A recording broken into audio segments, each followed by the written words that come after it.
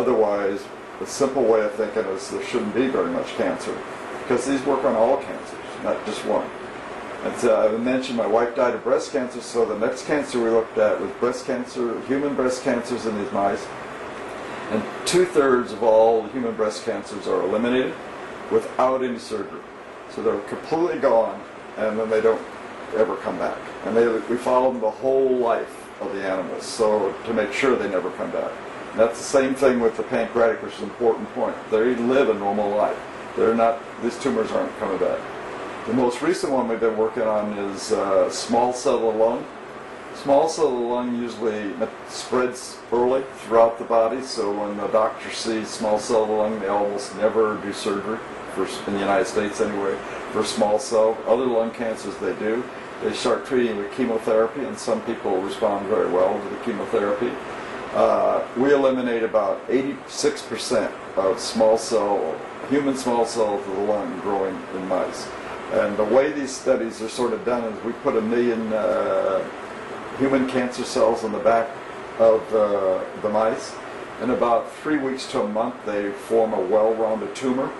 And after they form a well-rounded tumor, the people in the lab measure daily by digital the volume of these tumors, so we can see how they grow.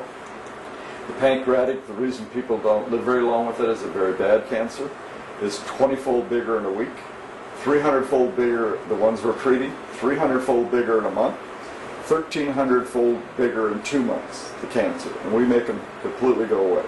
But they grow that fast. It's a real bad cancer.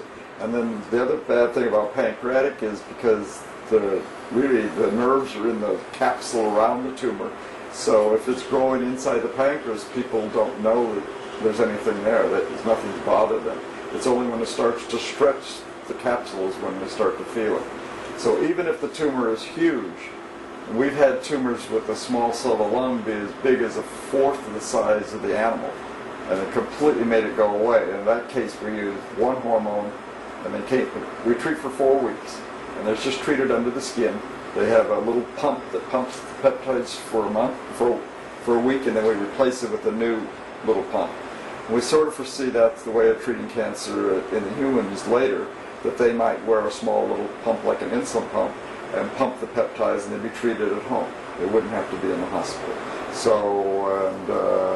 and we're hoping that it'll help, of course, millions of people, since it's all tumors. You also, one of the cancers you treated that are noted is ovarian cancer as well. Right. Yeah, well, for ovarian we haven't treated them in animals yet, but that's one of those that we make go away in cell culture. The cancers that we've treated in cell culture, besides ovarian, is usually an adenocarcinoma. A number of these cancers are adenocarcinomas. We make colon, 97% of colon cancer go away, 97% of pancreatic, prostate cancer, small cell of the lung, squamous cell of the lung, glioblastomas of the brain, like Senator Kennedy has.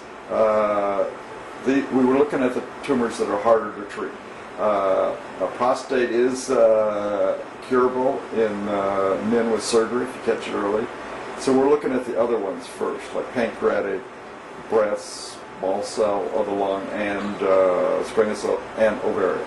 So when they do clinical studies, if we ever able to raise money for the clinical study, ovarian will be one of the first ones they look at, along with pancreatic, and probably lung cancer and breast. Those four are the first four I think people are planning to look at first for clinical treatment. Now, you're a celebrated research doctor and have just recently received an award. Could you tell us a little bit about what that was for? Okay. The one award that I received last year is called Service to America Medal.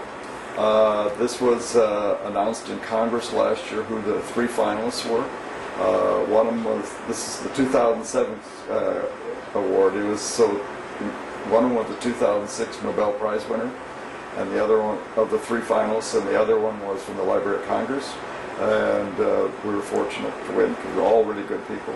And this was chosen by the Partnership for Public Service, and they had the head of the American Express, as well as scientists, and the head of Duke University and the head of the University of Madison, Wisconsin, the whole system, were the people who decided who won this award.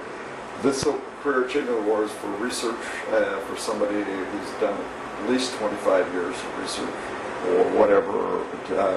So it's for somebody for a long period of time. 2 weeks ago, I received another award called the Distinguished Scientist Award. It was given by at the 38th International Meeting of what's called a clinical ligands. There are people who do radioassays and stuff. You need radioassays to determine how the peptide hormones circulate. So we can tell what the levels of these are. These same cardiac hormones we're talking about are used now in the clinics, when people come to the clinics, to tell how bad your congestive heart failure is. So the higher the levels of the peptide hormones, the worse your heart failure is. And then when we treat people, they go down.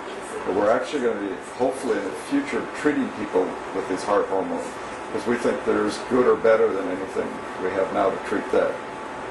But if they would get rid of, some of all cancers, it would be really helpful to millions of people. Because 1 out of every 2 families has cancer. Someone in the family has cancer. So it's that prevalent. And it could be different things. Some cancers are curable. The other ones I didn't mention that we work on are, we look at angiosarcomas of the heart and make them go away. So they're not a direct cancer, but glioblastomas of the brain, like Kennedy has, and then medullary carcinoma of the thyroid, which is spread throughout the thyroid gland, another cancer. So all these we make go away in vitro, but the only ones we looked at, because each of these animal studies is a year and a half, is the pancreatic and lung and then breast. So all those other cancers we haven't done with animals yet. So, and the next step would hopefully be those 4 that I mentioned, look at them first, because they're the ones the hardest to cure, and we want to cure these things. That's the whole idea.